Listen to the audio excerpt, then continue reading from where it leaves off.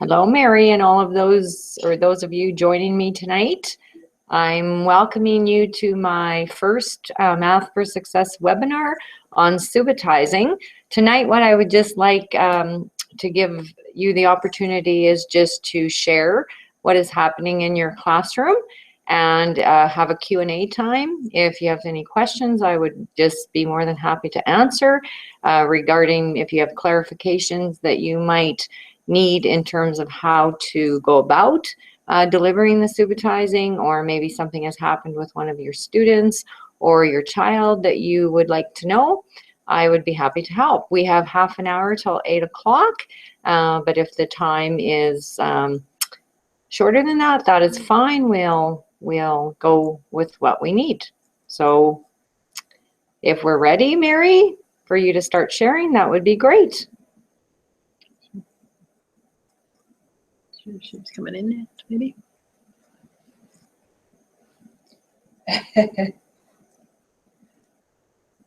Just waiting for Mary here. She's got the invite. Okay, Hang on for a technical difficulty here. We apologize for the technical difficulty. We're just waiting for Mary to join in. For those of the two of you viewing,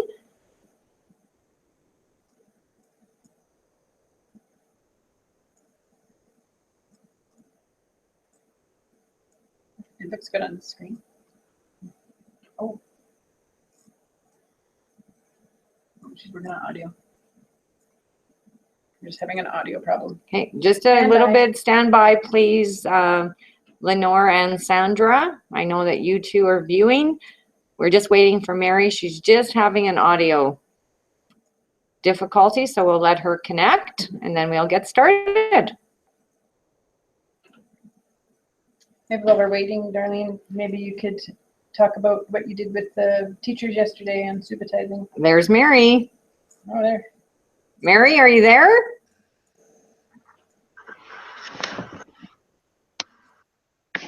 Maybe. Hey. I can hear you, Mary. I see you, Darlene. Awesome. I see a picture of you. Well, I can see you and hear you. Oh, maybe I have to click this. Oh, here I have to turn the camera on. Ah, dang, there it is. There you go. How are you tonight, Mary? I figured it out. I'm good, thanks. This is pretty cool. Well, it is pretty cool for my first time as well. It's always a new learning opportunity, a new learning curve here, isn't it? It is. It's exciting. Even us old dogs can learn new tricks. Exactly. That's exactly what I'm trying to do. So Mary, we have two viewers tonight. We have Lenore and Sandra. And so what I'm going to have you do is share some of the things that have been happening in your classroom with your students with Subitizing. And then if you have any questions and answers, or questions, sorry, I would be very happy to answer, or clarification that you may need, that would be great. Okay. Sure. So we've been talking about Subitizing. This is kind of the focus of this webinar, I believe. And yes, it is. So for the last kind of week or so, we've been really kind of hitting this every day in our classroom. And like you say, 5 minutes, I get it all set up beforehand. They're getting quite excited now as we start this every day. They're getting more focused. They're like catching on to seeing those groups more quickly. And it's kind of neat to hear the conversations that are being had between the kids as they're sharing what they are seeing and how they're seeing the groups. So it is kind of cool. Could you give us an example of something that a collection that you have flashed, and you're talking about that conversation amongst students, because in our classroom we're trying to develop that intellectual community in our classroom and have them build and think about what each other is saying and learn from each other. So would you share one of those examples with us? Just through for a couple days,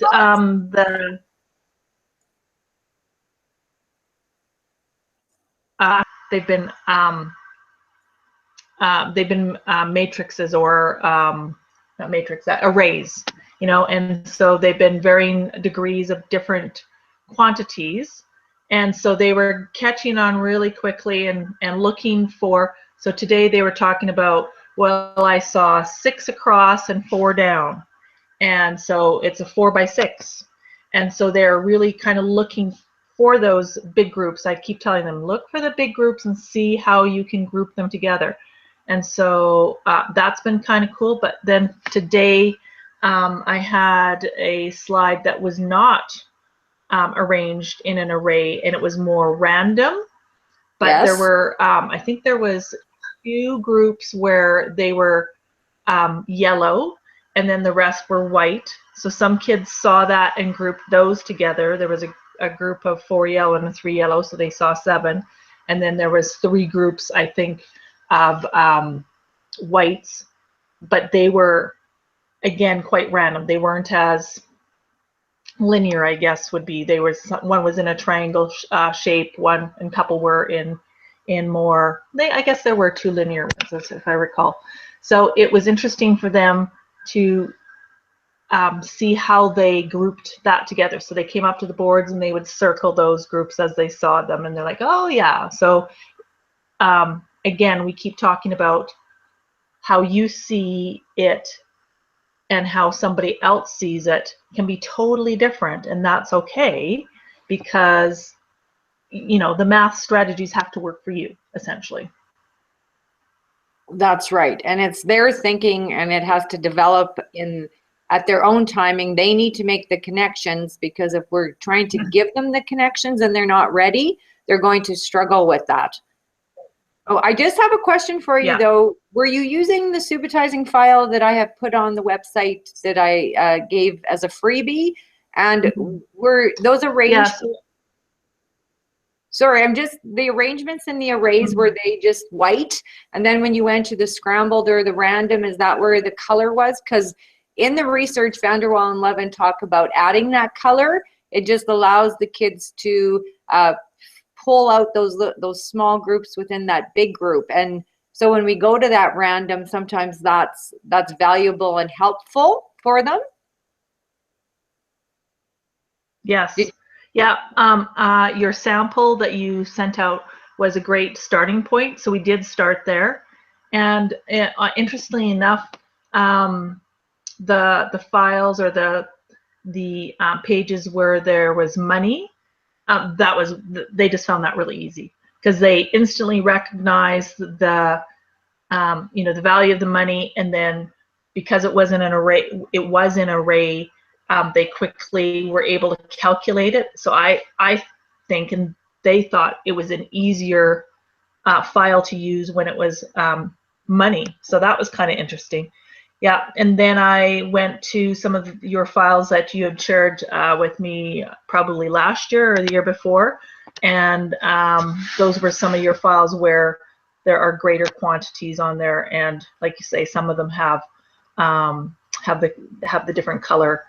2 different colors was the ones that we were working with today. Mm-hmm. And so, Mary, another question for you as well when it comes to Subitizing.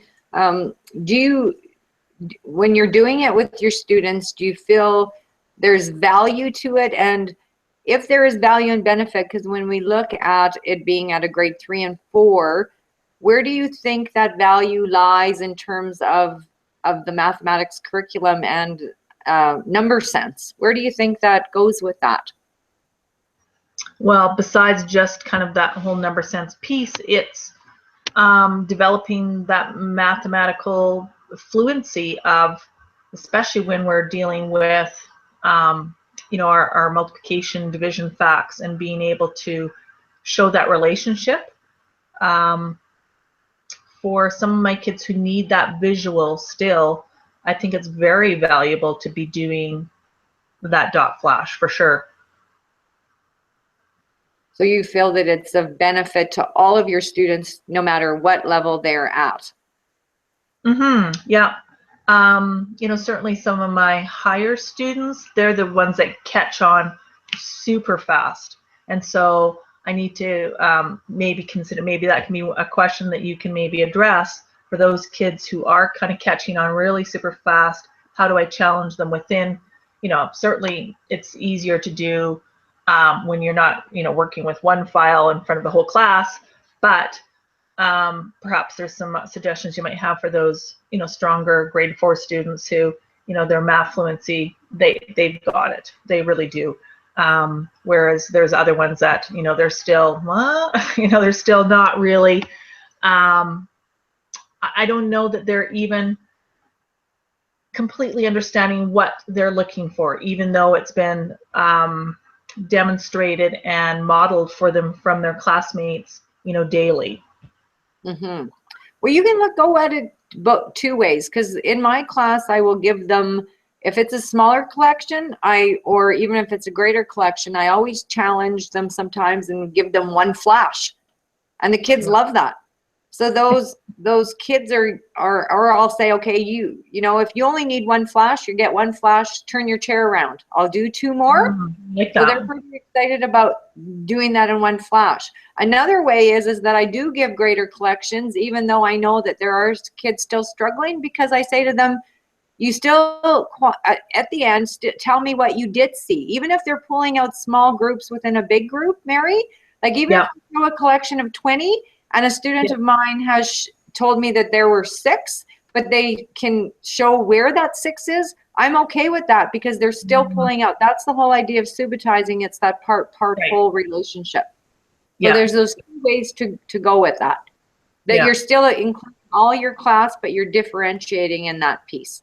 Yeah, and I think that's an important point to make, because I had this one little girl who was almost in tears because she didn't get the right answer. And I'm like, yes, but you did see, like you just said, you did see some of those groups within that whole collection.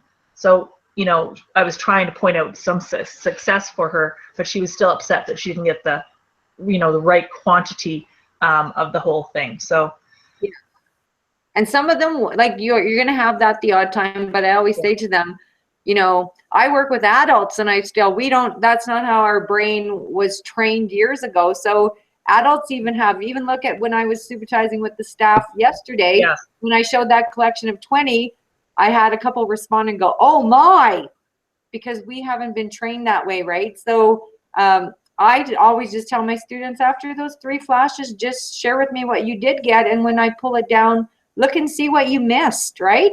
Where are those errors? That's okay. Where are they at, right? And that's just, and they have to just, through that, as we do that, I do believe they do gain that confidence, and they're okay with that.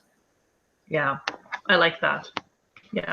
So where do you see it going for you from here with your dot flash, like with your, just the dots and the money, where with flashing both just the regular dots and the coins? Yeah, I think we will continue working with, some of the bigger number files. I'd like to see how far, I guess, how big I can go before, I have too much frustration. I don't think I should get frustration, but I also liked the idea that you had with the staff, where, with the pieces of square paper so that they show what they saw. I like doing that, because I've just been having them draw in their notebook, but I think it would be neat for them to do that representation with those squares of paper. And then, like you again showed at the staff meeting, having them see different groups within the larger group to show them the related facts, because I've been talking a lot about that. But that was just a really concrete way of showing that, because for me, when I was learning my math facts, I kind of figured that part out. I didn't really understand what I was doing, but I figured out, if I didn't know what 8 times 7 was, I could go 8 times 5 and then add, 2 more groups. And so if I can show that with that array model that you were showing, using those squares of paper to represent that, I think that would be really valuable. So I think they'll go there. And also having them show it on a grid paper, because I was doing that the other day with the kids, showing them on the grid paper an array and then showing related facts within that. And there was a few aha moments with some of my girls. They're like, oh, they actually saw it physically right there. And I'm like, awesome. You found it. Yes, Yay. that is awesome. So you feel that they need that work with that, and there is an activity, Mary, with the dot flash is one of the research-based activities. Reproducing is a second one, which there will be on February 22nd. I am going to do a webinar on dot flash, and then different webinars will come out, because there is actually, I was showing you that little bits and pieces, but there is another, the second research-based activity is reproduce, which is very similar. But for them to work on that, just not worrying, you can build that in. So that's something that, you could look at and do the dot flash through reproduce. They actually have to reproduce after the third flash and then break it apart. But I think working on that, so right now you're just working on basic facts, like numbers probably to 20. So then it will build into the teens digits and the multi-digit as well. Yeah. That sounds great. Are the kids enjoying it as well? Do you find, besides, I know you had that that little one that you said was in tears, but overall, what's their attitude towards Subitizing? They're always pretty excited, and they're, they are encouraging me to be faster with my flash. And I'm like, well, you still have to see, you can't keep fast, but yeah. And it's good because it's a good focus activity, and I have some kids who have a hard time to focus. So when they know they have to watch, for 3 flashes, it's a good way to start my math class and get them thinking in a mathematical way before we get on to the rest of the lesson piece. So I like it as a way to transition into math, I guess is the best way to say.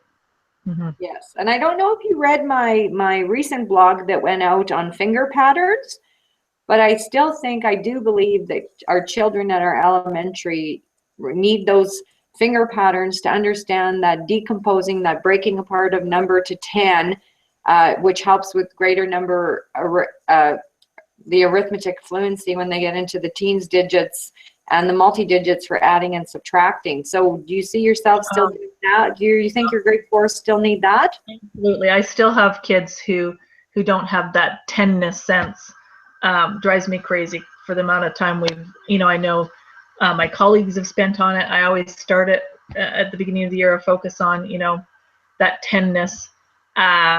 And still, today or the other day when we were talking about related number facts, and we were working on 9 times 9 times 9, I think it was. So I said, let's do 9 times 10. Well, they've got that easy. And then take one group of 9 away.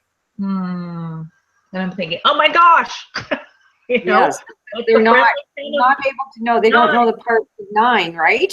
Yes. So that's it. And that's really, and without that really solid understanding or that basis of 10ness, they can't go beyond, because then numbers just recycle themselves, right? It's that whole basis of having 10ness. Yeah.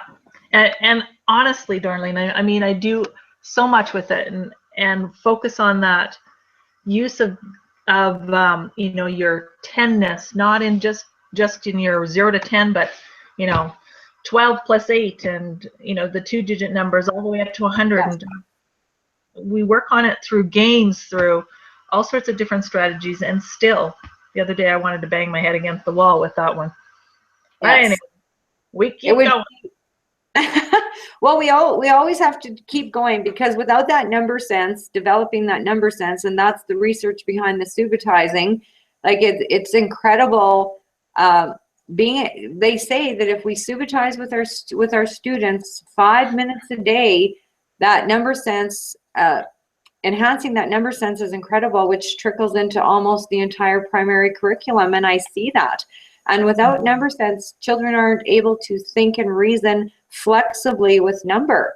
And so we really, it's really important that we really, from kindergarten and even pre-K right up to grade 6, that we spend that time Subitizing with our students. And whether it's dots or whether it's money, which I'll be doing a webinar on that as well, because that can lead into fractions and decimals and all kinds of things. It's just incredible. But we really need, our first and number one priority is to develop number sense in our children and in our young students, to help out with that ability to do mathematics and that confidence to do mathematics. And I just am pleased to hear you know, that your students are doing it, and you are still needing, you know, you may have to still go back to the basics, but you are taking them forward in other ways as well. Yeah, well, and I think our job actually, more often than not, is you're doing the same concept over and over in a variety of different ways. And like we do when we're asking kids to share how they got to the answer that they got, and they hear, you know, 3-4 different ways, hopefully one of those ways of one of their peers will kind of get into somebody who didn't understand that question at all. By hearing it in a variety of different ways, it might click for them, right? Well, that's right. And that's why it's important when we do the dot flash as well, is that we do have, children do need, and we can't have all 26, of course, or 27, but I always take that time for 4 or 5 or 6, or let them share of how they've seen it, because they visualize it very different. They see it very different, but they're learning from each other and going, oh, I didn't see it that way. So that that communication piece in our classrooms is huge. And you read all the research, and we want them to communicate their thinking and their thoughts. And they also say that talking that out loud, being able to express themselves and what they see, what they think, is also cementing their learning. Mm-hmm. Oh, I find that is probably one of the hardest things for some of my strong students, is to be able to verbalize that. They know the answer. I know that they know how to get to that answer, but they have a hard time expressing how they got there. And that's what you have to work at then, because that is something that is really important to be able to do. Yeah. It is, being able to explain. That's why when we, you know, back to our, you know, that procedural, like algorithms, just memorizing. Mm-hmm. If we have children do that, they're not knowing the how and the why. They'll do it, but there's no how and why. And that's what's important in our mathematical reasoning. And doing subitizing through the last few years and really seeing where it leads and helps students gain that number sense and how it helps them in their mathematics. I just can't, I don't know, just emphasize enough how important it is to do it in our elementary classrooms. Mm-hmm. Yeah. Well, like you say, I can see, like, even like what you said with fractions, because that keeps coming up as something that my students sometimes forget. Well, what is a fraction? And I'm like, and it's not something that's only been brought up once or twice, but there's still too many kids in my class who just don't understand what exactly a fraction is. And I could see, you know, using those subitizing files, even going back to the ones that we've used, you know, at the very beginning, that are, like you say, the numbers to 20, it would be very easy to do some fractional learning there. Well, and that's what a fraction is. That's why I said nothing is separate, because a fraction is an iteration. It's a copy. You have one piece, and that piece copies itself over and over. So if you look at like a 4 by 5 array, you have 5 rows of 4. Each of those rows are copying themselves, and they're one piece of the whole. Yeah. So in one of the articles I read, and that's why I said we can't say, okay, we're talking about subitizing, but it really connects to everything else, because in an article I read through the NCTM, he said if we don't have a count of number 1, 2, 3, we don't have a count of fractions, because a fraction is just really another count, but it's a count of a pieces of a whole. And that's what subitizing we can do. Yeah, totally. I agree. So even with young students, it's just starting off with fair shares and equal groupings. That's what it's all about as well.